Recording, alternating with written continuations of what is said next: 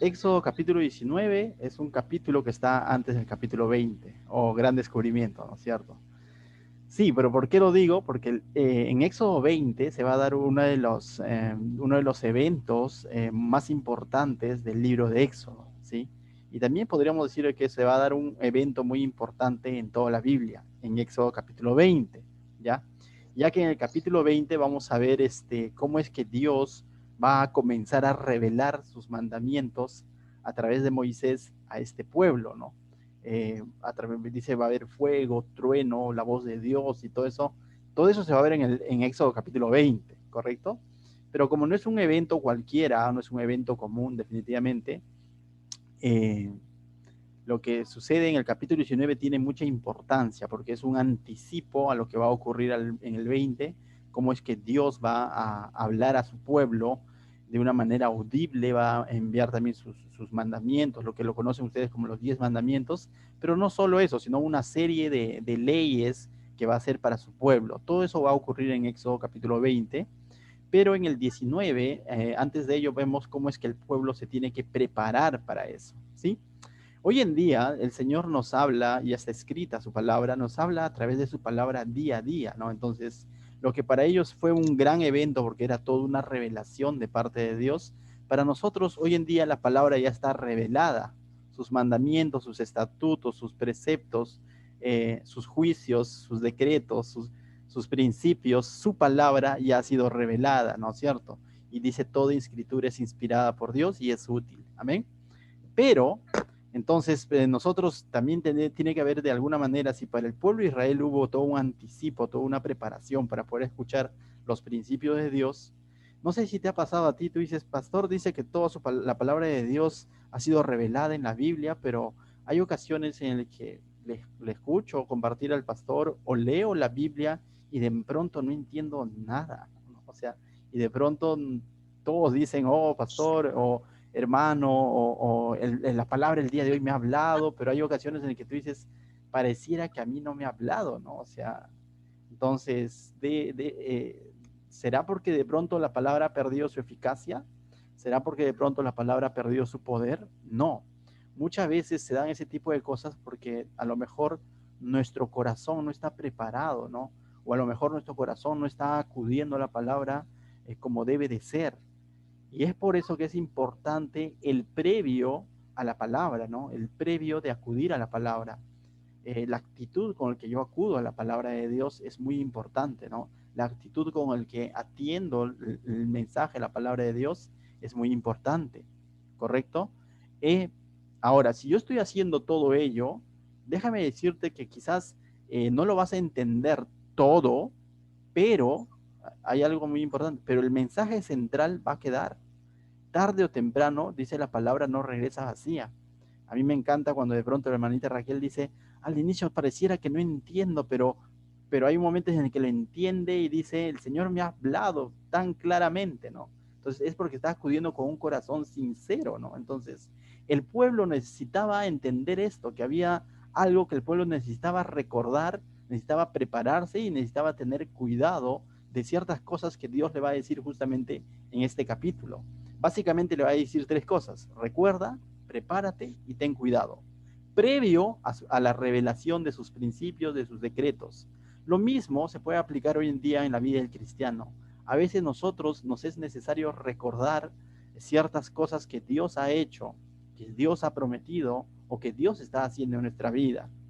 Nos es necesario recordar, nos es necesario prepararnos cuando acudimos a la palabra de Dios en oración y también nos es necesario tener cuidado de no solamente estar aprendiendo intelectualmente, pero con un corazón totalmente no dispuesto a obedecer su palabra. Entonces hoy vamos a ver una primera parte donde básicamente Dios les va a decir que recuerden ciertas cosas que tenían que tener ellos claro, ¿sí? Entonces vamos a comenzar a leer. Los dos primeros versículos vemos una pequeña introducción, dice así, ¿no? Israel dice va a acampar en el monte Sinaí. Quizás algunos lo conocen por película, pero vamos a verlo. Dice, verso 1. En el mes tercero de la salida de los hijos de Israel de la tierra de Egipto, en el mismo día llegaron al desierto de Sinaí.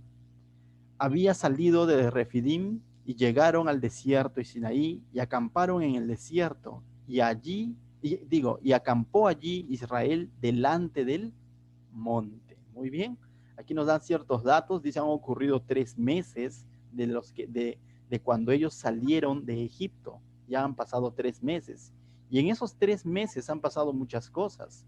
En esos 3 meses Dios ha abierto el mar rojo y los ha hecho pasar en seco a su pueblo. En esos 3 meses, dentro de esos 3 meses, ellos en algún momento se encontraron con agua amarga y dijeron, esto no se puede tomar y tenemos sed, y Dios lo hizo potable, ¿no? Entonces pudieron tomar el agua, ¿no? Entonces, dentro de esos 3 meses, se compuso una de las adoraciones que registra el libro de Éxodo, ¿no? La adoración de Moisés, y también vimos cómo María y las mujeres adoraban a Dios. Dentro de esos 3 meses hemos visto cómo es que cuando el pueblo tuvo hambre, Dios está proveyendo del maná, ¿no? Y cuando el pueblo tuvo sed, Dios puso una roca de donde salía agua, ¿no? Entonces, es interesante porque en estos 3 meses Moisés se ha encontrado con su suegro, le ha narrado todas las cosas que Dios ha hecho con su pueblo, y su suegro también reconoció al Dios de Israel. De pronto después en estos 3 meses también Moisés ha recibido consejo de parte de su suegro para poder de alguna manera servir con efectividad al pueblo de Dios, y todo eso ha pasado durante estos 3 meses, y ahora dice están acampando en el desierto de Sinaí frente al monte. Este monte Sinaí quizás ya te suena, ¿no? O sea, viene del hebreo Sené, que significa zarza ardiente. A alguien le debe recordar esa frase, zarza ardiente, ¿no? Es en este mismo monte donde Dios llamó a Moisés tiempo atrás. En este mismo monte Dios lo llamó a Moisés y le encomendó esta misión a Moisés. Y les dijo que vaya a Egipto y rescate a su pueblo, ¿no? Entonces, ahora están en ese mismo monte, o frente a ese monte están ellos, ¿no? Es interesante ver entonces. Entonces recuerda lo siguiente, ¿no? Ellos están en el lugar donde Moisés comenzó esta historia con Dios, por así decirlo, después, cuando fue llamado por Dios para traer a su pueblo. Y esto, si vemos desde que Moisés fue llamado hasta esto, ha pasado ya buen tiempo, ¿no? Entonces, porque Moisés para esto ha estado todavía en Egipto, se ha visto todas las plagas, más de 3 meses definitivamente, pero están volviendo a ese mismo lugar. Entonces, ahora en ese lugar, mira lo que les va a decir, mira lo que le dice, les va a pedir que recuerden lo que Dios ha hecho o lo que Dios hace. Dice el verso 3. Y Moisés subió a Dios, y Jehová lo llamó desde el monte, diciendo, así dirás a la casa de Jacob y anunciarás a los hijos de Israel. Dice Moisés va a subir a la presencia de Dios en el monte Sinaí, y Dios lo llamó, dice, desde el monte. No sabemos cómo habrá sido eso, no describe, pero dice, lo llamó desde el monte, diciendo, así dirás a la casa de Jacob y anunciarás a los hijos de Israel. Es interesante porque dice, así dirás a la casa de Jacob, y así anunciarás a los hijos de Israel. Y si tú recuerdas un poco, tanto Jacob como Israel son la misma persona, ¿no es cierto? Jacob viene a ser el hijo de Isaac, que fue llamado por Dios para continuar como el primogénito de Isaac, ¿no es cierto?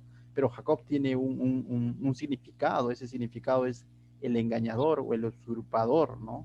Ese es Jacob. Entonces, aquí a través de esta frase les está recordando todo. Mira de dónde vienes, mira de qué casa eres, ¿no? ¿Eres de la casa de quién? Cuando el pueblo escuchaba de la casa de Jacob, está escuchando, ¿eres qué? Eres hijo o descendiente de engañadores o de un engañador, Jacob. Pero al mismo tiempo dice, y así anunciarás a los hijos de Israel.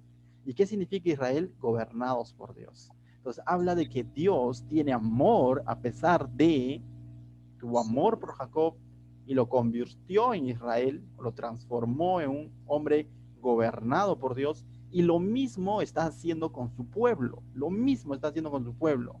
Su pueblo, estamos viendo, no eran unas santas palomas, pues, ¿no? Estamos viendo que su pueblo es constantemente rebelde, constantemente ingrato, está anhelando su Egipto, pero aún así lo está sustentando, ¿no? Y ahora le está diciendo a Moisés, yo conozco ese pueblo, no es que de pronto están tomando por sorpresa a Dios. Dios conoce de qué pie cojea a su pueblo, por así decirlo, ¿no? Y ¿sabes qué? Déjame hacer un paréntesis en esta parte. Dios te conoce. Dios conoce cuál es tu pasado, pero también Dios te quiere decir que ahora eres un hijo de Dios, un gobernado por Dios, pero Dios también te quiere decir qué es lo que Él quiere hacer en tu vida. Entonces, 4 dice, vosotros, dice, visteis lo que hice a los egipcios y como os tomé sobre las, dice, sobre alas de águilas y os he traído a mí, dice. Lo que le está diciendo que Moisés diga al pueblo que Dios, dice, ¿no? Que Dios le está diciendo, recuerden lo que yo he hecho con los egipcios. Les está pidiendo que recuerden cómo es que Él ha vencido a los egipcios. Y lo hemos visto, ¿no? A través de las 10 plagas ha mostrado su supremacía, su poder sobre cada divinidad egipcia. Entonces, lo que le está diciendo Dios a Moisés, que le recuerde al pueblo cómo es que Él los ha librado de los egipcios, cómo es que Él ha vencido a los egipcios, cómo es que ha sido su poder con los egipcios, y al mismo tiempo le dice, y cómo los he tomado sobre las alas de águilas y os he traído a mí. Y tú dices, pero pareciera que eso no fue así, ¿no? De pronto, no es que Dios envió un avión que tenía por sobrenombre Águila y lo sacó, no fue así, ¿no es cierto? Lo sacó caminando por el desierto, estuvieron frente al mar y todo eso. Entonces tú dices, pero entonces, ¿qué quiere decir que los tomó sobre alas de águilas y los ha traído a mí? Aquí podemos ver 2 puntos. 1, ¿cómo los sacó? Y 2, ¿a dónde los llevó?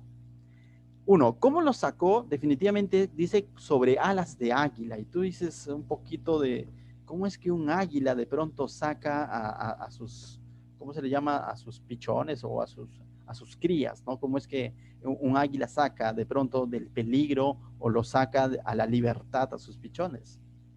¿Será que de pronto, como nosotros, de pronto tu bebé está en andador o está en cama y a los 9 meses dices, ya hijito, vamos a caminar y lo coges de la manito y lo haces caminar? ¿Será así también en el tema de las águilas? No necesariamente.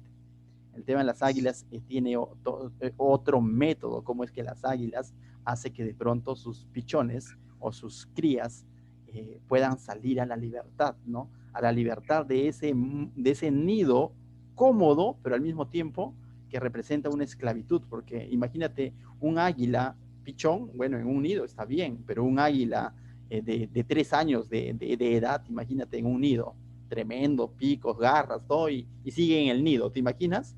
Ese nido se convertiría en una cárcel, ¿no? Entonces, definitivamente, y ver que otros sí pueden volar. Entonces, ¿qué es lo que hace básicamente un águila para sacar a su cría o a sus pichones del nido?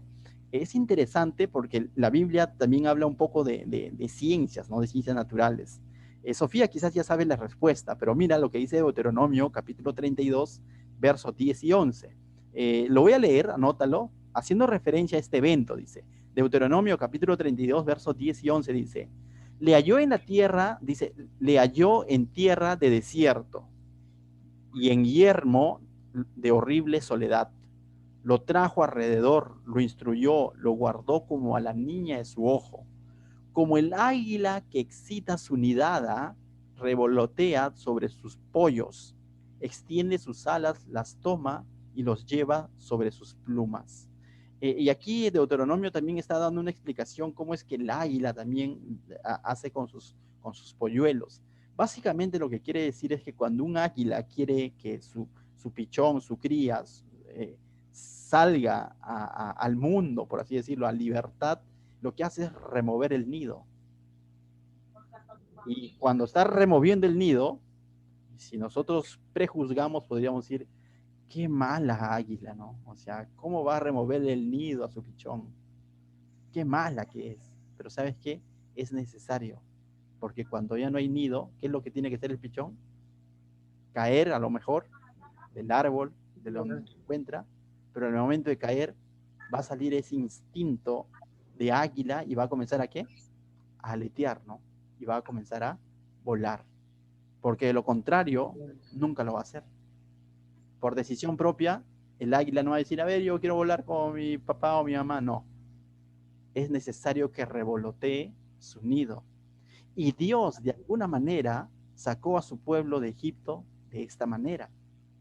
Dios de esta manera está sacando a su pueblo de esa esclavitud física de Egipto, pero también de esa esclavitud mental, emocional. ¿Por qué? Porque Dios permite que pasen necesidades su pueblo y eso de alguna manera los revolotea, ¿no? Revolotea su comodidad para que ellos puedan ver el poder de Dios. De pronto ellos están frente al Mar Rojo y están diciendo, prefiero mi nido. Allí había Campo Fe, ¿no? Y de pronto dicen, no, o sea, levanta la vara y pasa, ¿no? Y necesitabas tener fe, lógicamente, tener las aguas divididas, cualquiera no se anima a cruzar así nada más, ¿no? Entonces los hace pasar. Están al otro lado y de pronto pasaron 3 días, no había agua y de pronto tenían sed y comienza a revolotear nuevamente su nido de comodidad, ¿no? Y ellos, tenemos sed y acá prefiero mi nido de Egipto, quiero volver nuevamente a mi nido. Y Dios le dice, no, coge un madero y tira al pozo y vas a ver cómo al manantial y se endulza el agua o se hace agua potable, ¿no? Y siguen avanzando y tenemos hambre, prefiero mi nido nuevamente, ¿no? Y Dios nuevamente, a través de estos eventos, Dios está revoloteando la comodidad, ¿no? Esa autosuficiencia o ese anhelo por la esclavitud pasada de Egipto, en el que ellos de alguna manera se sentían cómodos. Entonces Dios está revoloteando a través de esto. Y es por eso que dice, ¿no? Los he traído, dice, dice como alas de águila, los he traído. ¿Y a dónde quería llevarlos? Entonces la intención de Dios, uno, que con cada uno de estos eventos que nos parecen que son de aflicción, que son momentos difíciles para el pueblo, cada uno de estos eventos, Dios está revoloteando esa comodidad del pueblo. Los está haciendo ver que tienen que ver en fe y en confianza a dónde los quiere llevar Él. Y en Éxodo, que volvemos a Éxodo, capítulo 19, verso 4, termina diciendo, ¿no? Termina diciendo, os he traído a mí. Entonces, Dios quería que recordaran que la intención de Dios no era sacar a su pueblo de la esclavitud para llevarlo al desierto. El propósito de Dios era sacar a su pueblo de la esclavitud para llevarlos a Él. ¿Me dejo entender? Para que busquen de Él, para que dependan de Él, para que confíen en Él, para que lo conozcan a Él. Entonces, el propósito de cada una de estas revoloteadas que les da en el mar, frente al mar, con la sed, con el hambre, es para que ellos dependan de Dios y no dependan de la comodidad, de esa esclavitud cómoda a la que estaban acostumbrados a vivir. Entonces, eso es lo que está sucediendo con el pueblo, ¿no? Entonces, y es por eso que Dios está permitiendo cada una de estas cosas, ¿no? Y eso es lo que Dios le está diciendo, recuerden que yo los he rescatado, que yo estoy revoloteando su comodidad, pero siempre voy a estar yo ahí. He estado frente al mar, he estado frente al agua amarga, he estado cuando han tenido hambre, les he dado maná, he estado cuando de pronto tuvieron sed y de la roca comenzó a salir agua. Los estoy guiando y cuidando en las noches con una columna de fuego, en el día con una columna de nube. Entonces lo que Dios está queriendo que su pueblo recuerde, quién lo ha rescatado y quién constantemente los está sustentando. Y lo mismo va para ti y para mí, mis hermanos. Es necesario que cada vez que acudimos a la palabra, acudamos recordando quién nos ha dado libertad, quién nos ha rescatado y quién nos está sustentando día a día, a pesar de la situación que podamos estar viviendo. Oh, no, pero hoy día tuve un mal día, por lo tanto, no sé si entrar al culto. Y si llegas a entrar, no vas a entrar con un corazón dispuesto a ser ministrado por Dios. Pero si tú recuerdas quién te ha rescatado y quién te está sustentando, a pesar de la aflicción, sigues confiando en Dios, vas a entrar y vas a acudir a la palabra, vas a abrir tu Biblia con esas ganas de decir, Señor, sigue hablándome. Entonces, qué importante es tener esta actitud. Y lo primero que Dios le está diciendo, antes de que suceda Éxodo capítulo 20 y les revele cada uno de sus mandamientos, lo que le está diciendo, recuerden qué es lo que yo he hecho, qué es lo que yo estoy haciendo por ustedes. ¿Qué había hecho? Los había rescatado. ¿Qué está haciendo? Los está sustentando. Lo mismo ha hecho el Señor Jesucristo contigo y conmigo. A veces es necesario, mis hermanos, que el Señor también alborote, ¿no? O remueva nuestro nido, ¿no? Nuestra comodidad. ¿Por qué? Porque solo ahí recordamos de dónde nos ha sacado y quién es el que nos está sustentando. Por algo el Señor Jesús decía, en el mundo tendréis aflicción, porque esa aflicción nos hace acordar y nos hace acudir justamente a quién, a Él, pues. Porque de lo contrario creeríamos que ya no hay necesidad de Dios. Salomón decía, no me des mucho para no olvidarme de ti, no me des poco para no, ¿cómo decía? Para no, como, eh, para no renegar de ti, algo así, para no desconfiar de ti. Y pareciera que es válido, ¿no? Y a veces nosotros decimos igual, ¿no? Señor, no me des mucho para no olvidarme de ti, no me des poco para no renegar de ti o desconfiar de ti, pero ¿sabes qué? Pablo decía una frase, una verdad que me encanta más, decía, en lo alto, en lo profundo, en la abundancia, en la escasez, arriba, abajo, ¿no? En todo momento, dice, en todo momento, dice, en todo momento. No hay nada ni nadie que me apartará de tu amor. No hay nada ni nadie que me separará de tu amor. Y esa debe ser nuestra frase también preferida, ¿no? Lo segundo que vemos que Dios le está recordando que la meta no era el desierto, sino la meta que era llevarlos a Él, a que confíen en Él. Amén. Amén. Entonces, y Jesús dijo lo mismo, ¿no? Jesús más adelante en los evangelios, ya refiriéndose a la iglesia, refiriéndose a ti y a mí, les dijo, ¿no? Le dijo, el Señor Jesús dijo, venid en pos de mí. El Señor Jesús no dice, vengan a la iglesia, ¿no? O sea, no dice, vengan al templo, sino dice, venid en pos de mí.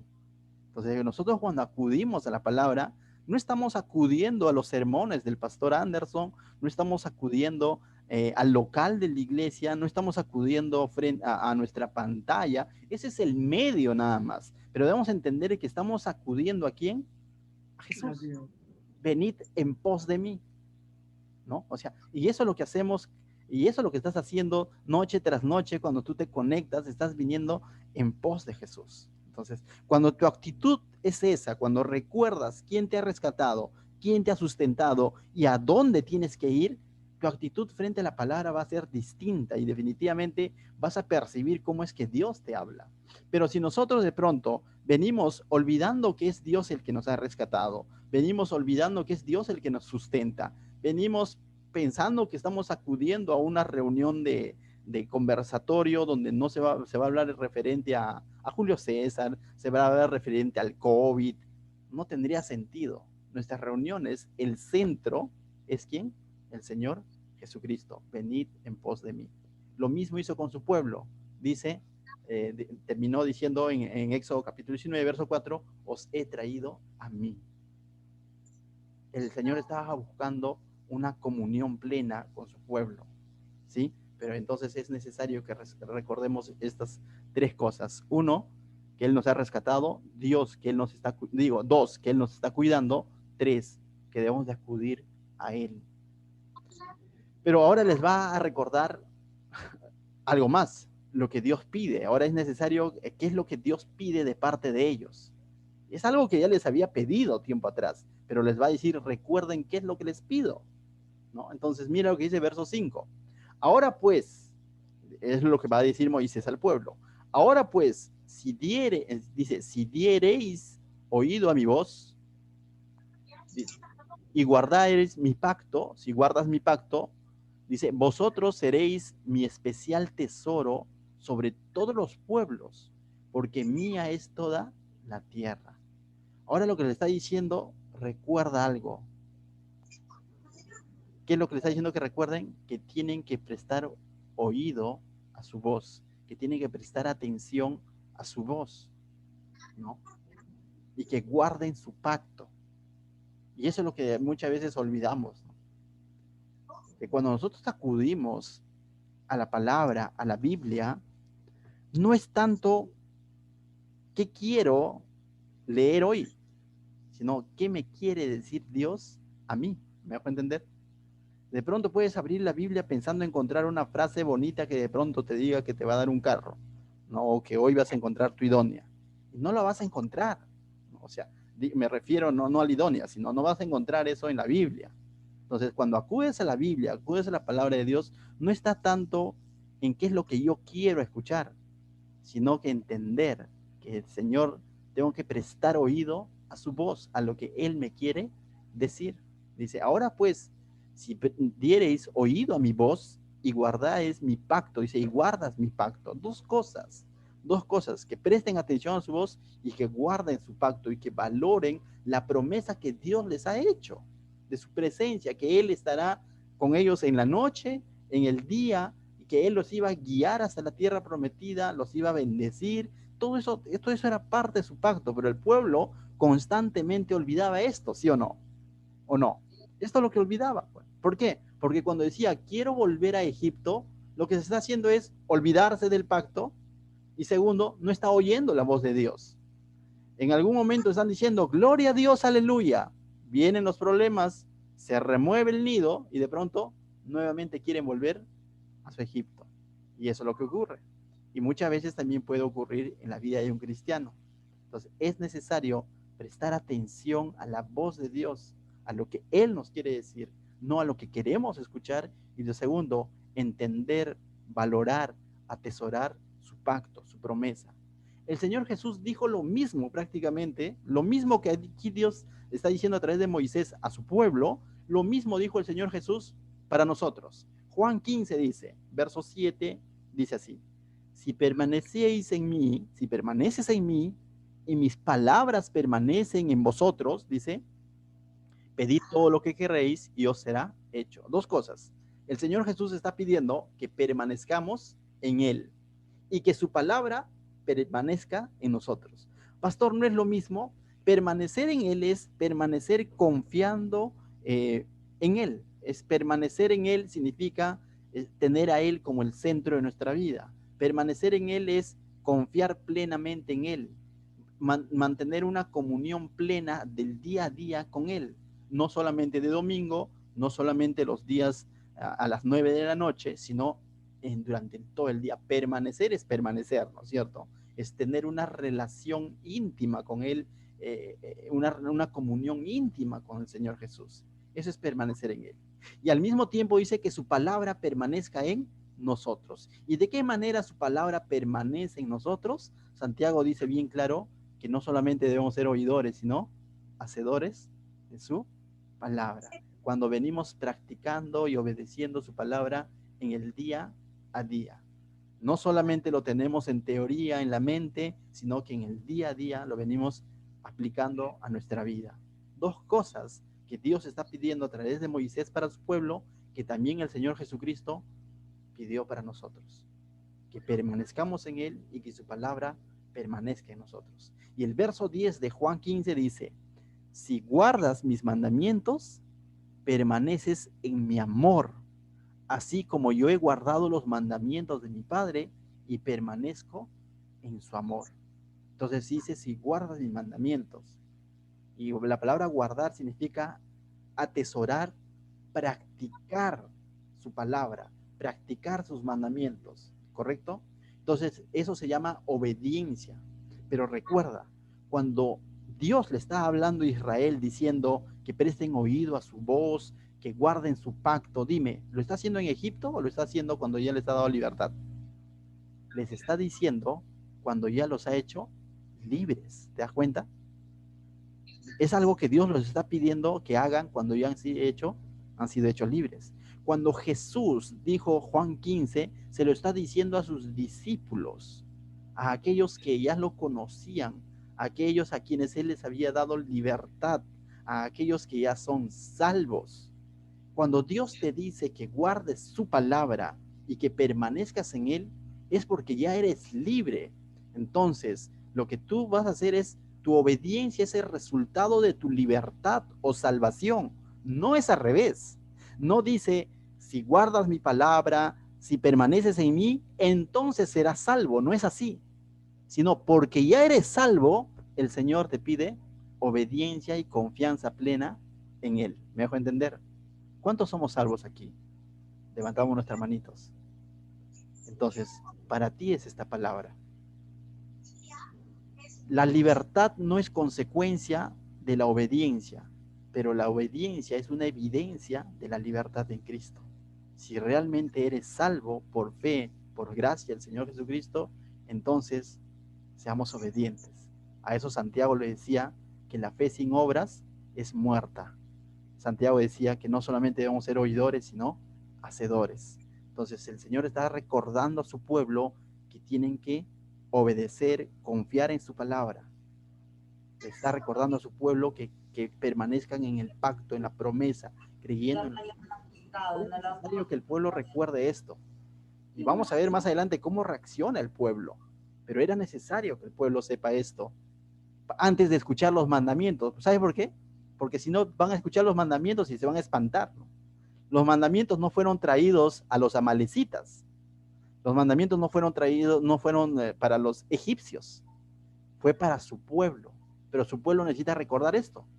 Cómo Dios lo ha rescatado, cómo Dios lo sustenta, cómo es que el objetivo final es Dios, acudir a Él, cómo es que tienen que tener la palabra de Dios presente en su vida, cómo es que tienen que tener presente el pacto, la promesa que Dios les había dado. Son cosas que necesitan recordarlo y son cosas que tú también necesitas recordar.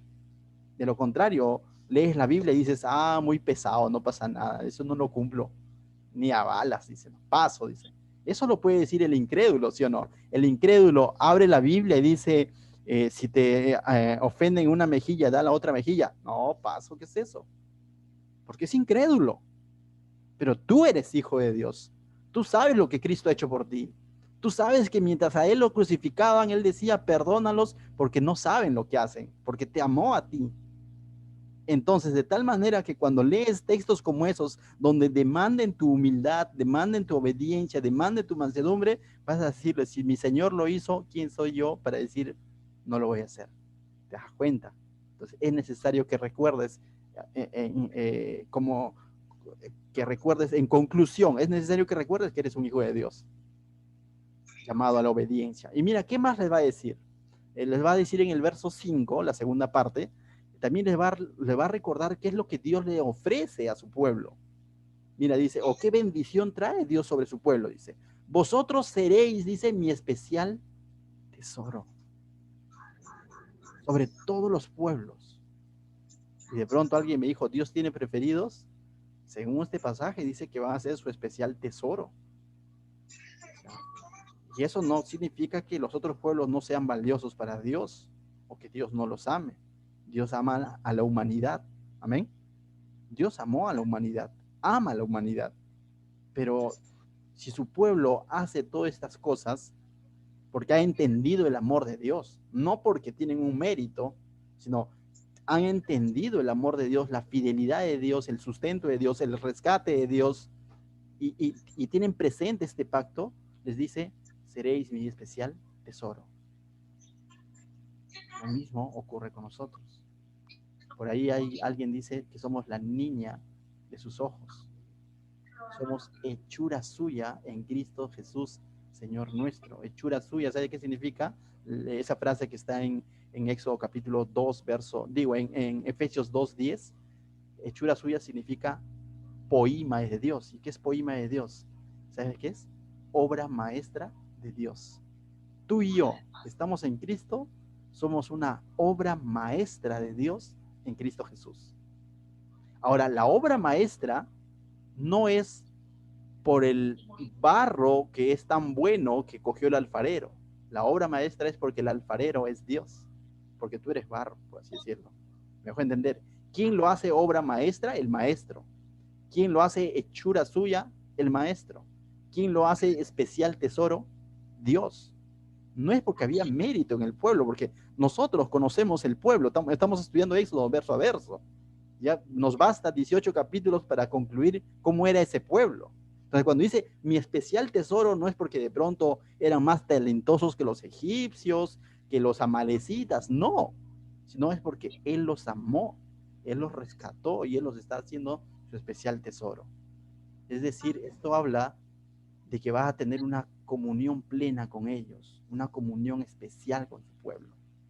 Pastor, y mira, verso 6, mira lo que dice. Y vosotros me seréis un reino de sacerdotes. Lo que les está recordando que ellos van a ser un reino ¿de qué?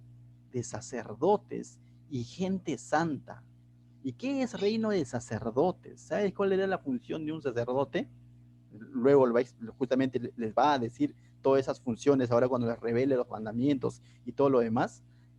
Básicamente el sacerdote hacía dos cosas. Podía entrar a la presencia de Dios, y si era sumo sacerdote, al lugar santísimo. Esa es una de las funciones. Y la segunda función era interceder por el pueblo ante Dios, o representar a Dios ante el pueblo y representar al pueblo ante Dios. Eso hacía un sacerdote. Y les está diciendo ahora a su pueblo, van a ser tesoros, mi especial tesoro, y me seréis reino de sacerdotes. Es decir, me van a representar frente a la humanidad. Van a mostrar mi palabra, pero al mismo tiempo van a interceder por el pueblo ante mí y van a tener una función especial, ¿no? Entonces, por eso dice, y gente santa, y tú dices, cuando dice gente santa, de pronto porque los del pueblo de Israel tenían una aureola acá y tenían unas capas, unos mantos, ¿era así el pueblo de Israel? ¿Qué te digo? Echemos un vistazo, retrocede la película y míralos nada más cuando de pronto tenían hambre, como querían un poco más, apedreaban a Moisés, y Moisés dice, por un poco me apedrean. No eran santos. Retrocedamos un poco frente al Mar Rojo, nada más, retrocede la película y de pronto tú los ves ahí diciendo, prefiero mi Egipto. ¿Eran gente santa? Definitivamente. Entonces, ese pueblo no era gente santa, era gente, diría yo, rebelde, ¿no? Terca, conformista. Preferiría la comodidad, aunque esclavo, pero bueno, cómodo, ¿no? Sin correr riesgos. Así era el pueblo, pero acá los está llamando gente santa, porque el que santifica no es el obrar de la gente, lo que santifica es el amor de Dios. Ellos van a ser gente santa porque Dios los está separando. La palabra santa significa apartado para los propósitos de Dios. Ellos iban a ser gente santa, iban a ser reino de sacerdotes, iban a ser especial tesoro porque Dios los está apartando para una función especial, para un propósito especial, para que sean usados para la gloria de Dios. Y eso es lo que va a ocurrir. Lo mismo va a suceder ahora contigo y conmigo, porque tú podrías decir, pastor, está bonito, de pronto estamos leyendo acá, y qué tal ofrecimiento que Dios les hace. Y tú podrías decir, pero no somos israelitas. Y yo te diría, está siendo cierto, Lucas, no somos israelitas, definitivamente, ¿no? Entonces tú dirías, entonces esto no se cumple para nosotros. Bueno, pero ¿no te has dado cuenta? Cada una de estas cosas que Dios le está diciendo a este pueblo que recuerde, ¿qué le ha dicho? Que Él los ha rescatado, que Él los está cuidando, que vayan en pos de Él, ¿no? Que vayan a Él, ¿no? Que ese era el motivo. ¿Qué más le está diciendo? Que guarden su palabra. ¿Qué más le está diciendo? Que guarden su pacto. ¿Qué más le está diciendo? Que son especial tesoro, que son un reino de sacerdotes, que son gente santa. Eso es lo que les está diciendo. Y tú dices, sí, pero lo dice el pueblo de Israel. Pero también te lo va a decir a ti en el Nuevo Testamento, y a eso quiero llegar, ¿no? Entonces, pero a veces cuando el pueblo no recordaba esto, ¿no? El pueblo no recordaba esto, que lo que Dios hace, lo que Dios les pide, lo que Dios les está ofreciendo, justamente eso va a hablar porque el pueblo de pronto les va a entrar por aquí y les va a salir por aquí, pues. Y lo mismo ocurre hoy en día también con el creyente. Cuando no recordamos cada una de estas cosas, entonces que Dios nos ha rescatado, que Dios nos cuida, que tenemos que venir en pos de Él, que tenemos que guardar su palabra, que tenemos que guardar su pacto, que somos gente santa, real sacerdocio, entonces de pronto también la palabra entra por aquí y sale por aquí, porque no recordamos todo eso. Mira lo que les dice. Ahora yo te quiero decir, ellos no tenían méritos, lo dije hace un momento, pero mira lo que dice el verso 6. Deuteronomio capítulo 7, verso 6, para ver nada más un pequeño panorama de cómo era el pueblo. Deuteronomio 7, verso 6, dice, a ellos, a los que le está diciendo mi especial tesoro, gente santa, reino de sacerdotes, mira cómo era este pueblo. Deuteronomio capítulo 7, verso 6 al 8, mira lo que dice, porque tú eres pueblo santo. Ay, pastor, ahí dice, pues ellos son pueblo santo, pero leamos todo, dice, porque tú eres pueblo santo para Jehová tu Dios. Jehová tu Dios te ha escogido para hacerle un pueblo especial, más que todos los pueblos que están sobre la tierra. wow, qué tal capazotes habrán sido estos hombres, ¿no? Porque de pronto los ha escogido, dice. Verso 7. No por ser vosotros más que todos los pueblos, os ha querido Jehová. Os ha escogido, pues vosotros erais el más insignificante de todos los pueblos. ¿Cómo era el pueblo de Israel? El más insignificante de todos los pueblos. Ahora te pregunto, ¿todo lo que ellos eran era porque de pronto tenían un valor agregado frente a los demás pueblos? No, sino dice que eran el más insignificante. Verso 8. Sino por cuanto Jehová os amó y quiso guardar el juramento que juró a vuestros padres, os ha sacado Jehová con mano poderosa y os ha rescatado de servidumbre de la mano de Faraón y de rey de Egipto. ¿Por qué los ha escogido? ¿Por qué los ha llamado? ¿Por qué los está haciendo gente santa? ¿Por qué los está haciendo reino de sacerdotes? ¿Por qué los dice tesoro especial? Porque Jehová los amó, dice. Le está diciendo que no había mérito en ellos. Eran insignificantes frente a los demás. Ahora, todo esto se cumple por el pueblo de Israel. Y te puedo asegurar que también se cumple para el creyente. ¿Por qué? Vayamos al Nuevo Testamento, 1 de Pedro, capítulo 2. Y tú vas a decir, de pronto pareciera decir lo mismo. Sí, prácticamente dice lo mismo. Pero esto sí está referido para el cristiano, para ti y para mí. Todo lo que se le dijo al pueblo de Israel, también se lo dice al cristiano. Se lo dice a ti y a mí. Mira lo que dice 1 de Pedro, capítulo 2. ¿Estamos ahí? Dice, verso 9 y 10 dice, mas vosotros sois linaje escogido, real sacerdocio, nación santa, pueblo adquirido por Dios, para que anunciéis las virtudes de aquel que os llamó de las tinieblas a su luz admirable.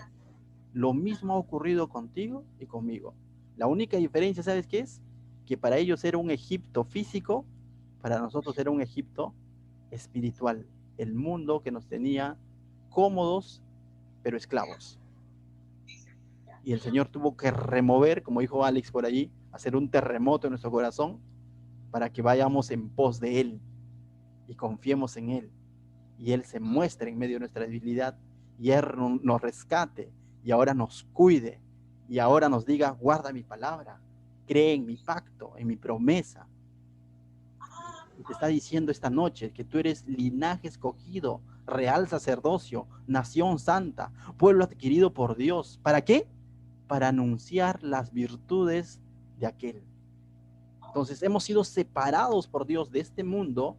¿Para qué? Para anunciar las virtudes de aquel. Pero pastor, ahí dice que escogió, a lo mejor todavía me cabe cierta duda, tal vez había cierto mérito en mí y de pronto por eso me escogió, de pronto quizás me vio guapo y dijo, a este sí lo uso, o este tiene labia, o este de pronto sí tiene talento, lo voy a escoger, porque ahí dice que me escogió, pero veamos cuáles son los términos en los que me escogió. Verso 10 de 1 Pedro capítulo 2 dice, vosotros que en otro tiempo no erais pueblo, pero que ahora sois pueblo de Dios, que en otro tiempo no habréis alcanzado misericordia, dice, pero ahora habéis alcanzado misericordia. ¿Bajo qué términos se escogió? Bajo términos de misericordia. No dice porque en otro tiempo no alcanzabas la nota, y ahora sí, como alcanzas la nota, ya ven a la fila del real sacerdocio. No fue así, sino dice, hemos alcanzado misericordia, ese regalo inmerecido. Lo mismo que sucedió con Israel, lo mismo está ocurriendo hoy en día en tu vida. Entonces es necesario que recuerdes lo mismo que ellos necesitaban recordar. ¿Qué necesitaban recordar él? Ya te lo he dicho varias veces, que fueron rescatados, que son sustentados, que guarden que vengan en pos de Dios, que guarden su palabra, que sigan confiando en el pacto, que son tesoro especial, que son reino de sacerdotes y ¿qué más? Gente santa. Lo mismo te dice a ti el Señor esta noche. Todo eso eres tú. Recuerda ello cuando cada vez que acudes a la palabra de Dios. Y si cabe duda, y con esto terminamos, mira lo que dice 1 Corintios capítulo 1, Pablo en 1 Corintios capítulo 1, verso 26 dice, pues mirad hermanos, vuestra vocación, que no sois muchos sabios según la carne, ni muchos poderosos, ni muchos nobles, sino que lo necio del mundo escogió Dios para avergonzar a los sabios, y lo débil del mundo escogió Dios para avergonzar a lo fuerte, y lo vil del mundo y lo menospreciado escogió Dios, y lo que no es, para deshacer lo que es, a fin de que nadie se jacte en su presencia. Entonces, no se trata de que ahora tú digas, ¿sabes qué? La Biblia dice que yo soy real sacerdocio, entonces yo soy la última Coca-Cola del desierto, no se metan conmigo porque soy un hijo de Dios, no me digas nada, mira que no me niegues un favor porque soy el hijo de Dios, el ungido. No se trata de eso. No, no, para eso no es necesario que yo recuerde, no, esa no es la finalidad de que yo recuerde que soy un hijo de Dios. La finalidad es tal como lo dice primera de Pedro, para anunciar las virtudes de Dios. Para eso hemos sido apartados. No para tener privilegios sobre los demás y decir, mira, a mí ya nada me va a pasar, por más aflicción que venga, a mí no me va a venir aflicción. No, sino la finalidad por la que fuiste escogido es para anunciar las virtudes de aquel. ¿Cómo vas a responder a este llamado del Señor? Sería la pregunta. ¿Sabes cómo respondió el pueblo de Israel? El pueblo de Israel, después de que todo lo que Dios le dijo, ¿qué dijo el pueblo de Israel? Amén, gloria a Dios, aleluya, heme aquí. El pueblo de Israel reaccionó con una buena intención. Y leámoslo, verso 7 de Éxodo, capítulo 19, dice, entonces vino Moisés y llamó a los ancianos del pueblo y expuso en presencia de todas estas palabras que Jehová le había mandado, en presencia de ellos. Verso 8, y todo el pueblo respondió a una sola voz, en coro. ¿Qué dijo? Dijeron, todo lo que Jehová ha dicho, haremos. Wow, y tú dices, ¿qué tal respuesta, no? Definitivamente, cualquiera, ¿no? Escucha todas esas promesas de Dios, todo lo que Dios ha hecho en tu vida, te ha recordado, te ha rebobinado, ¿y qué dices tú? Le voy, ¿no? O sea, sí, le voy, sí le entro, pastor, definitivamente, cuente conmigo el Señor, Cristo, ¿no? Pero ¿sabes qué? Este pueblo que respondió así, unos capítulos más adelante nada más vas a ver que van a estar adorando a un becerro de oro. Y tú dices, ¿qué pasó? ¿Qué pasó? Tuvieron buena intención, se dijeron a una sola voz en corito, claro, cumpliremos, y no lo hicieron. Simplemente lo hicieron por emoción. Entonces, mis hermanos, por algo Santiago dijo que no solamente debemos ser oidores, sino hacedores. El verdadero creyente se ve en el día a día, no solamente en las noches de alabanza y adoración, donde todo el mundo danza, baila, grita, hasta llora. El verdadero creyente se va a ver en el día a día, porque en el día a día tienes que recordar quién te rescató, quién te guarda, quién te cuida, quién te sustenta, a quién tienes que acudir. No es a la iglesia, no es al pastor, es en pos de él. ¿Qué es lo que tienes que guardar? Su palabra. ¿En quién tienes que confiar? En su pacto, que eres su especial tesoro, no por tus méritos, sino porque él te amó, que eres gente santa, como les dijo a ellos, por lo que él los amó. Es necesario que recordemos todo eso. Y vas a ver cómo es que el Señor se va a manifestar a tu vida, porque eso es tener una comunión plena con Dios del día a día. Hoy en día se ha puesto de moda esa frase, ¿no? Ellos viven del día a día, ¿no? Se ha puesto de moda, ¿no? No, la gente que vive del día a día. El cristiano también debe ser una persona que vive del día a día con el alimento espiritual de Dios. Hay de aquel cristiano que dice, no, yo estoy bien nutrido, sobrado tengo para un mes, ten cuidado. Día a día tenemos que depender de Dios, día a día tenemos que acudir a su palabra, día a día a través de tu devocional tienes que depender de Dios. Y así como no tomaste desayuno y a las 11 de pronto te está sonando el estómago porque estás acostumbrado a tomar desayuno a las 8 o a las 7, igual, ¿no? Si por ahí no pudiste hacer tu devocional, te tiene que sonar algo diciéndote, hoy no lo hiciste. Bueno, no te vas a morir si no lo has hecho, pero en cuanto puedas, hazlo. Eso habla de que hay una práctica constante. Pero aquel que toma desayuno a veces sí, a veces no, ya se le vuelve normal, ¿no es cierto? De pronto, hoy día no tomé desayuno, no hay problema, yo a veces no tomo, ¿no? Y se vuelve costumbre. Pero aquel que todos los días toma a una hora indicada, el día que no pudo por alguna emergencia, le resuena el estómago, ¿no? Porque está acostumbrado a un buen hábito. Lo mismo ocurre con nuestro devocional diario. Como lo hago de vez en cuando, entonces se me hace costumbre. Pero si lo hago siempre y permanezco en eso, en buscar de Dios día a día, el día que no lo hagas, va a haber algo en ti que te dice, tengo que buscar un espacio en el trabajo, ¿no? O sea, unos 5 minutos y ponerme a orar y decir, Señor, ayúdame. Pero no puedo pasar ese momento, no lo puedo pasar desapercibido. Amén. O seamos cristianos genuinos, que realmente estamos buscando de Dios y recordemos cada una de estas cosas que Dios le ha dicho a su pueblo y también te lo dice a ti. Amén. ¿Qué tal si oramos para terminar este